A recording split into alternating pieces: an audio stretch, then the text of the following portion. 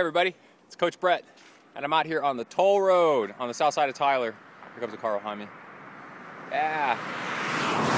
Check it out, there's a cyclist down there. See him in yellow? And east, toll road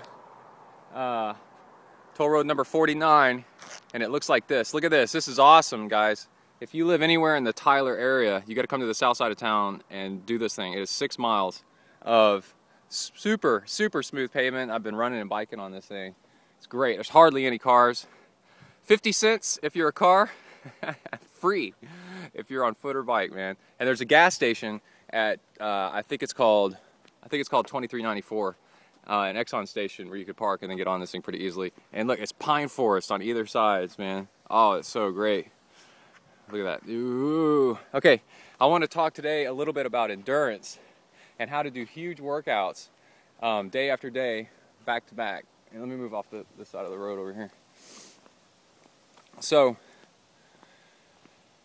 yesterday I did a total of 4.5 hours of zone 2 with a little bit of maximal, and then I'm out here today running on top of that another 2 hours pretty easily.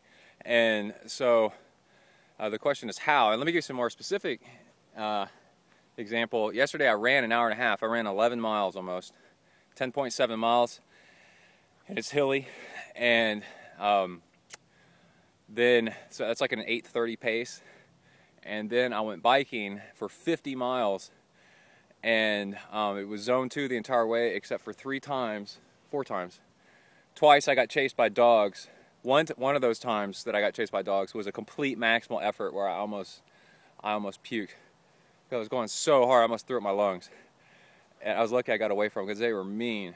And then the other two were maximal bike riding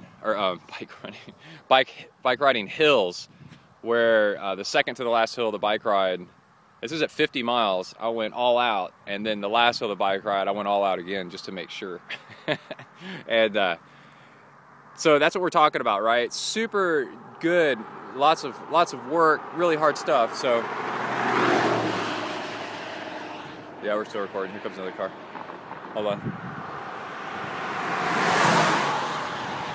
So the question is how do you turn around?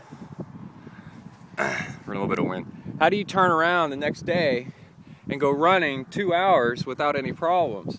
And let me get back out of the wind. It's a little too windy right here. So it works like this. First off, looking at my watch, it's beeping at me. Let's stop it. So first off, when you finish your workouts, it's smart to have like some kind of quick recovery drink. And we're visiting family, and of course they don't have anything like that. So a really good emergency one is chocolate milk.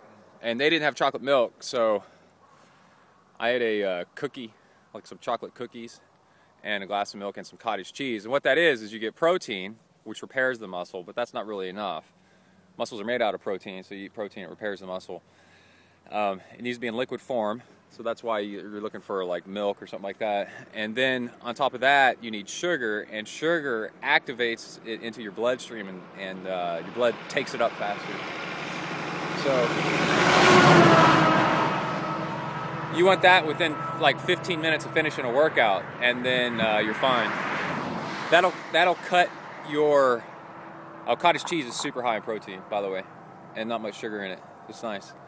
What that'll do is it'll cut the soreness of your next day's workout like in half. In my experience, it's awesome. So then, hold on.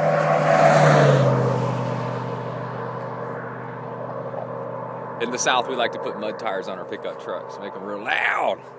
Anyway, so then the next thing is you fuel, you eat plenty, and drink a lot, okay, because you've used a lot of energy and a lot of fluids, okay. And then so when you start off your run the next day or your big workout the next day, you start off with you make sure you bring overhydrate before you leave, so you'll need less water, and then carry extra water, and then carry a little bit extra food. I've got a piece of banana bread actually in my running pack here. So then, okay, so today I'm out on a 2-hour run, right? And so, of course, when I first started out, and we had Emily with us at the beginning, when I first started out, it hurt, right? And where does it hurt? It hurts from the pretty much the middle of the legs down, right? So what do?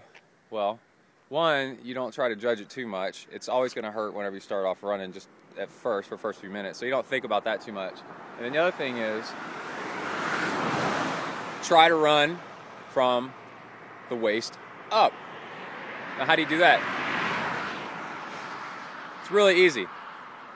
You run like you're sneaking up on somebody.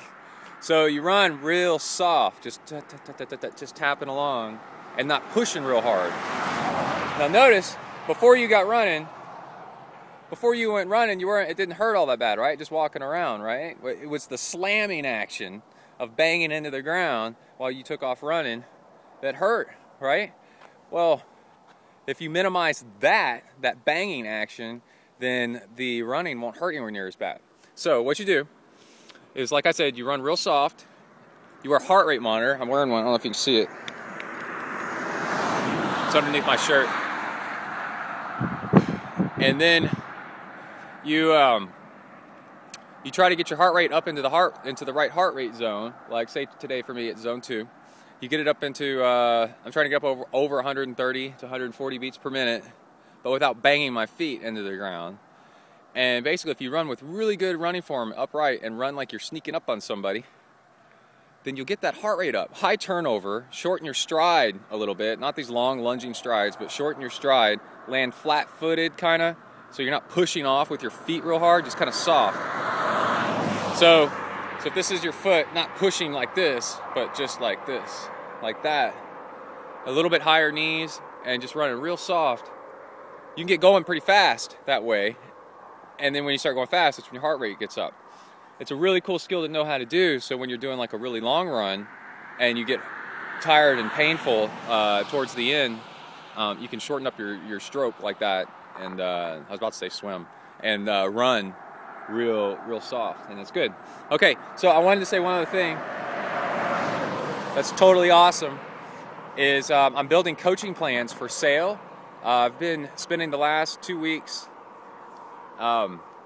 changing up the workouts so they make sense in context of the coaching plans. I have a huge library of workouts for people to do, and I'm trying to make some longer and some shorter so that they're more usable, and I'm also changing them for the latest coaching knowledge, education that I've gotten on things, how to break through the next level kind of stuff, and nutrition.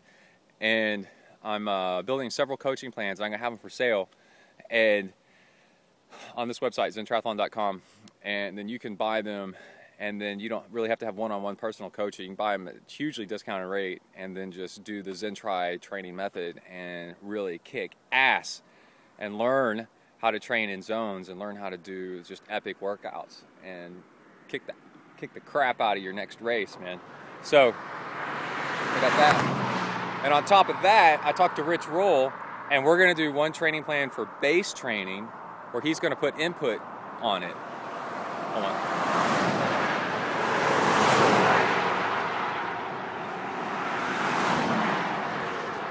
I'm going to build I'm building right now a base training program where it gets you going into base mileage for the beginning of the year. And then what I'm doing is I'm sending it off to Rich Roll, who's the Ultraman, and I'm going to have him tweak it, modify it, and put, not only can he tweak the workouts, but he can also include text, documents,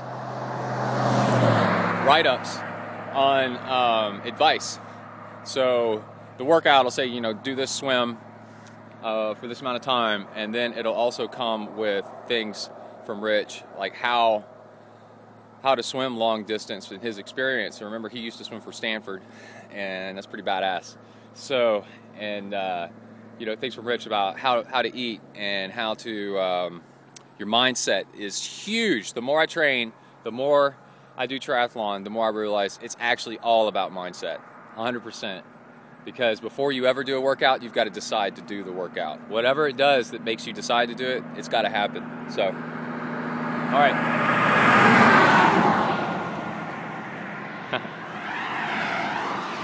So I got to run that way. I got to go kick some butt of my own and enjoy this beautiful day, man. Look at this. Yeah, woo! This is gorgeous, guys. Absolutely awesome. And I'm doing a 2-hour run this morning for like 12, 13 miles. And then I'm gonna do a bike this evening, I think, if I got time. And I'm gonna finish this run with sprinting up a hill. Big mama. All right, let's go. I don't want to pay a toll, I just want to run. Yeah!